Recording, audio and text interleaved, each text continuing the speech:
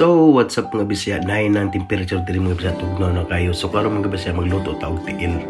So, mo ni siya ang tiil sa baboy diri mga bisya. So, frozen pa ni siya mga bisya. So, ato pa ni siyang pabukalan para magumog siya para ato siyang may slice o ginagmay. Patunga-tunga na to siya. So, ibutang na to sa mga bisya. So, butang na itong tubig, itong pabukalan. So, taod-taod na mga bisya, mabukal na siya. So, after na siya mabukal mga bisya, tuwa na siyang iset aside.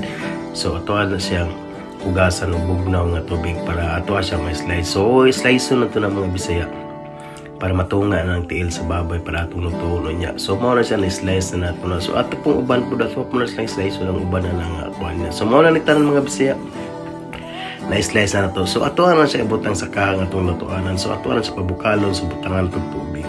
So, after na mabutangan itong tubig, so ato na itakang mga bisaya. So, pabuto na ito nga kuhan, bukal siya. So, samtang sa paabot ang bukal, mo niya at mga kuhan sa gulat ng mga lamas mga bisaya. So, ato aning una ako ng luya. Ito anap sa ito ng luyana. So, apit ng atsal. Ato po na slice ng atsal. So, ato mo na isagulo niya sa itong kuhan. Niluto. So, kani sibiyas dahon. So, after na sibiyas dahon, so, naputay Bombay. Ato po na slice ni Bombay. Importante po na Bombay sa mga sinabaw mga bisaya. So, after na ito may slice na. So, mauna ni siya. So, mauna ni tanan na itong kuhan mga bisaya sa kul. So, ibutang na nato na dito sa atong nilatan na kuhan mga bisaya tiil. So, mauna ni siya mga bisaya. Itong nilatan na tiil. So, ibutang na ito mga lamas na itong i-prepare kanina. So, ato sa nang pabukalon.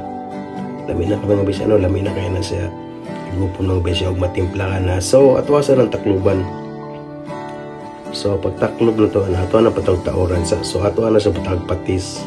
Haluon na to. Tilawan na to. Lami na ba siya. So, after na butangan na to kasin. So, halo-halo to. Tilawan na po na to. Lami na ba siya. So, pag okay na siya, tangan na to na bitsin din. Bitsin may mga dalaglami na mga bisaya. So, after na, pabukalo na to nagbalik. Initilaw na to nga. Siyempre, palamion maging na to na kahit yung tugnaw na. So, butang na rin na to ng siling kulikot mga bisaya. So, after na ito, pagbutangan ng silid kulikot mga bisaya. So, butang na po na itong repulyo. Slice na ito gagmay ng repulyo para isago na ito. Muna itong last isago sa itong nilatan tiil mga bisaya. So, muna siya na-slice na siya. So, ato na siya ibutang. So, pabukalon na ito. So, muna na siya mga bisaya. Butang na ito ng ingredients, repulyo, pabukalon sa na ito. Nalami na po kayo ni kaya ito po na timplahan na po na ito ni tanan. So, taod-taod na ni ato ni ako nun. Okay, lata na po datong tiil mga bisaya. So, mauna ni siya mga bisaya at wala nga on. So, katong ganahan sa itong video na mga bisaya, don't forget to comment, like, and share. Kung follow sa itong mga social media platforms na makitaan ni sa primero na video. So, katong lang mga bisaya. Salamat kayo. Bye-bye.